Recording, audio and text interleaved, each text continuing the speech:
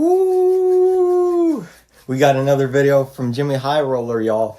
And first off, I'm kind of a little hyped up because do y'all know who this is? Y'all might not know who this is. I'll give you guys like 3 seconds to say who it is. This is Anthony Carter, okay? If y'all didn't know, he played in the NBA, played for the Nuggets, and I think like the Heat and some other stuff like that. But so I was screen recording this video, right? Because I film all my videos on my phone.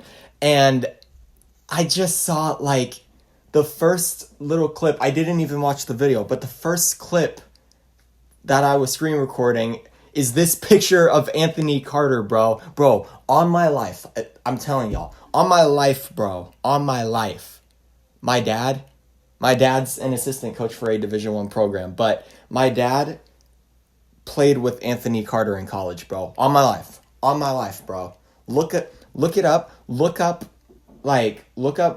Saddleback College. Like, look up Anthony Carter Saddleback College back in like 1995 or 96 or something like that. Bro, this man averaged like close to 30 points per game. It was for a community college, which you still have to be really good to play JUCO. A lot of people don't realize that.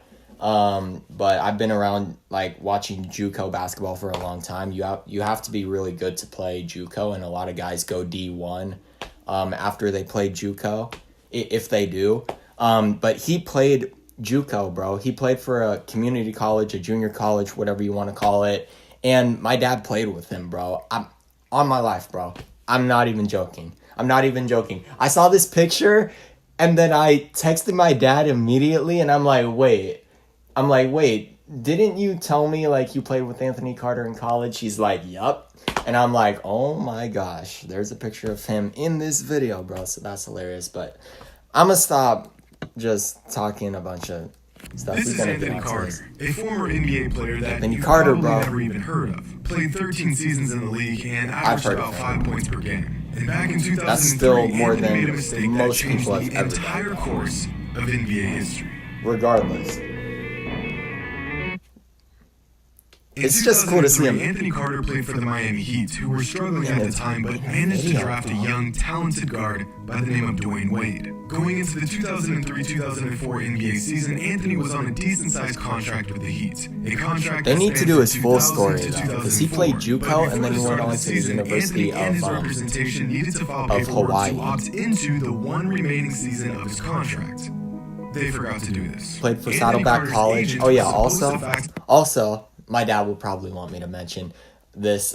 They were roommates in college too, so he was literally roommates with the future NBA player, bro. Not even joking. I'm not even joking, bro.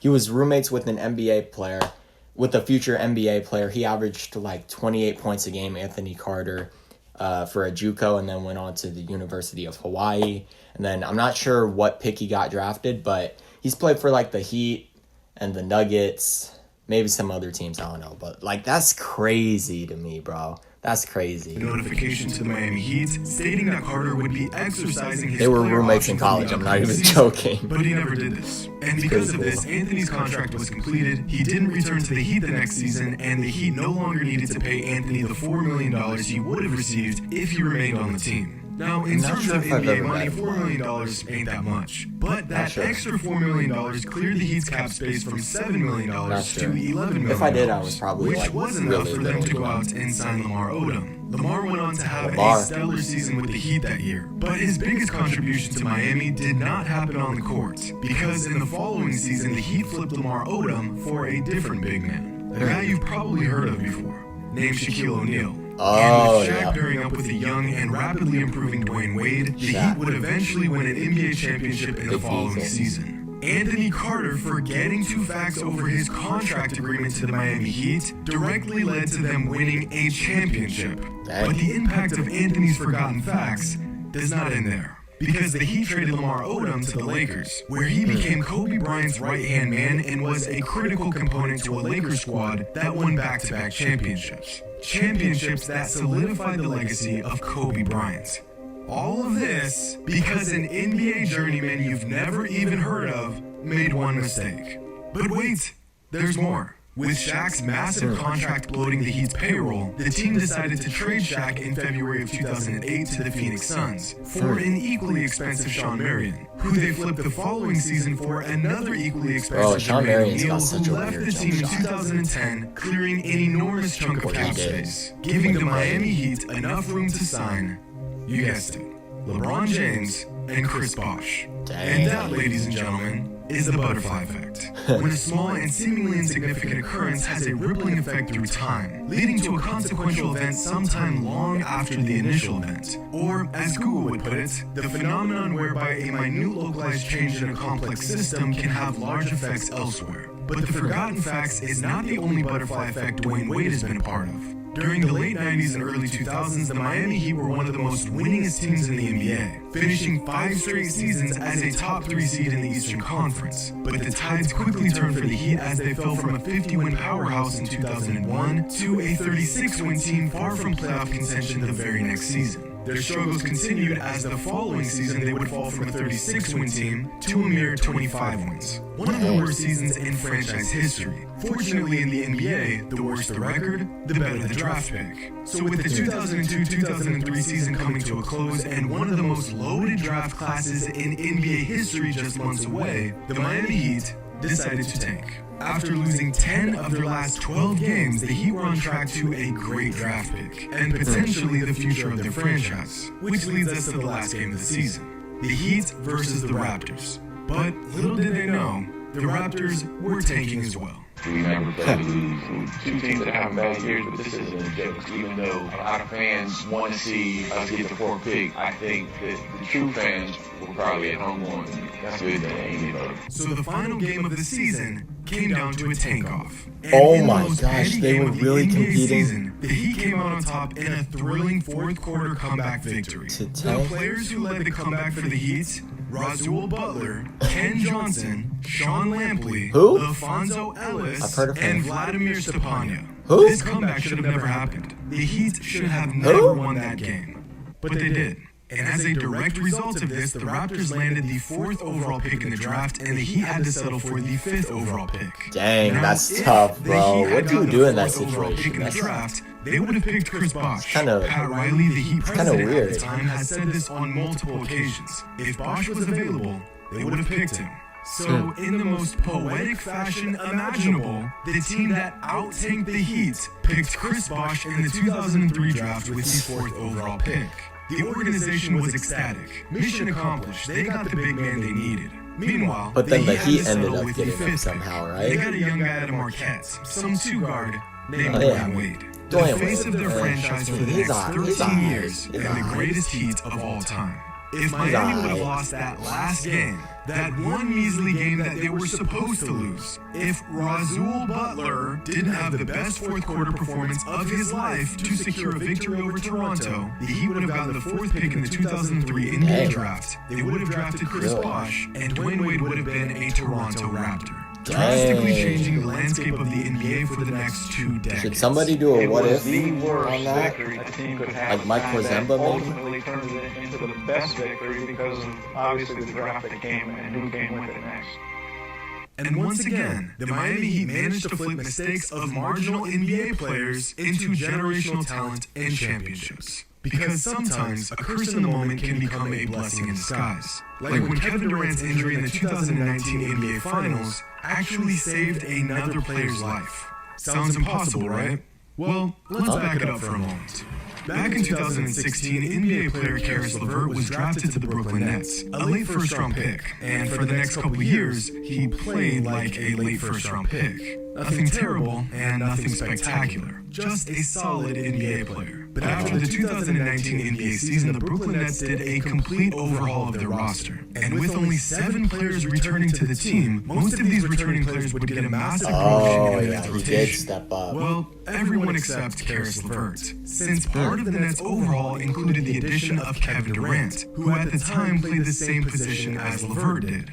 But wait, in the 2019 NBA Finals, Kevin Durant had a season-ending injury. In fact, he would miss the entire following season as well, and the Nets knew this. So Karras got a huge boost in minutes and was given a more aggressive role on offense. And he made the most of it by having by far the best season of his can entire really handle the career. ball, too. But while Karras was putting up great numbers hoping to keep his Film role, the breakdowns coming Nets soon. only saw his trade value increase each and every day. And on January 13th, 2021, in possibly the most complicated trade I've ever seen in my life, the Brooklyn Nets traded Karras LeVert to the Indiana What is this? What am I looking at right now? What am I reading? Making the transaction extremely beneficial to the Nets in the form of James Harden. But after undergoing a routine physical before suiting up for the Indiana Pacers, Karras noticed that the results were taking a lot longer than usual. Karras was in good health, only 26 years old, coming off the best season of his life. So at the time, he really didn't think much of it. During LeVert's physical, they discovered a small mass on his kidney. They found that mass on his kidney because of that trade. He may have saved his life. Just days after being traded to the Pacers, doctors discovered a mass in Karras' left kidney, a cancerous tumor, something that, if not discovered early on, can and will eventually become life-threatening. But after discovering this, Karras LeVert immediately took action and underwent surgery to remove the tumor. And within 2 months, Karras was back on the court with the Pacers and finished the season with the best stretch of games in his entire career. That's If incredible, Kevin Durant bro. never got hurt in the 2019 finals, he would have played in the 2019-2020 NBA season and would have taken considerable minutes from Karras, which means that Karras would have never developed into an all-star caliber guard, and his trade value would have never increased enough for the Nets to trade him in company for James Harden. And if they never trade That's Karras to the insane. Pacers, Karras doesn't get the MRI that led to the discovery of the cancerous tumor. A series of unfortunate events that somehow led to the best. Wow, if Kevin Durant doesn't get hurt 2019, then he plays 2020. Yeah. Karras LeVert doesn't have a breakout season. That's true. And because Kevin Durant would have been there with the ball. And the Nets, wow, bro. I mean, let me know what y'all think about But as that. crazy as these butterfly effects are, there's one butterfly effect that That's has pretty completely shaped crazy, the bro. entire I mean, the history value of of the a player NBA can for the really- last 55 years. It can either One go decision like that has skyrocket or created it can the like NBA we shoot see down, today. you know?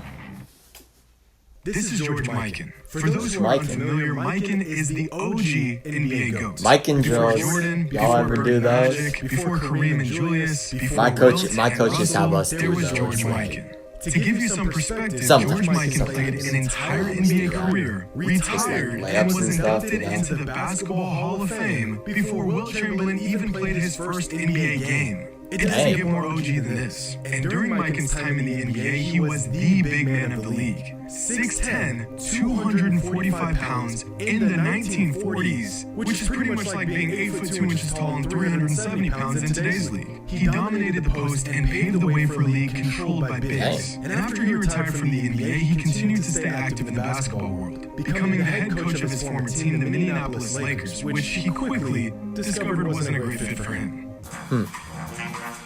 Ooh, yikes. Yikes. Oh my. That's tough. But a decade later, a new basketball league arose. A league that would rival the NBA, called the American Basketball Association. Or, as you may know it, the ABA. The Dr. first J. commissioner of the ABA, the legend himself, George Mikan. And with his newfound position, Mike immediately set out to make big changes. A new red, white, and blue basketball, the slam dunk contest we all know and love today, embracing a playground-like style with more flair than the NBA ever had at the time. Mikan also introduced a completely new aspect to the game. The single most revolutionizing change the game has ever seen. A new shot.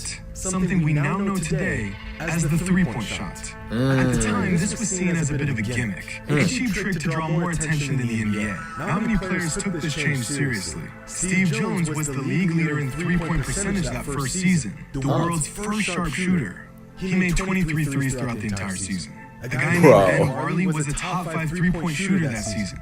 He made 0.7 threes a game. The shot was so new and experimental that players had to be reminded that regardless of how far you shoot the ball, it was still a three-pointer. Doesn't matter if it's 22 feet out or 60 feet out. But the fans loved it, and slowly ABA players embraced the change and discovered the power of the long ball. But the NBA was not on the same page, refusing to add the gimmicky shot to their game. For years, while ABA players were splashing it from deep, NBA players were sticking to the tried and true inside game. But in 1976, the two basketball worlds came together when the NBA and ABA merged, with the NBA adding the top ABA teams to their league and also adding some of the ABA's gimmicks. The dunk contest became a staple of the NBA's All-Star Weekend, the NBA became a more flashy above-the-rim league, and eventually, they added the three-point shot. A shot that has taken over the NBA and has led to some of the most memorable and incredible moments, was created by a man that set the gold standard for post players. George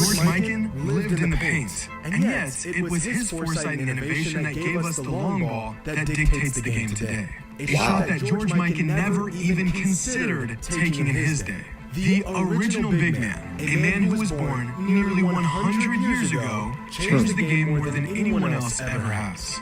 And that's the butterfly effect. When one person's actions spur a series of events that lead to something much, much bigger. Hope you all enjoyed. And as always, until next time.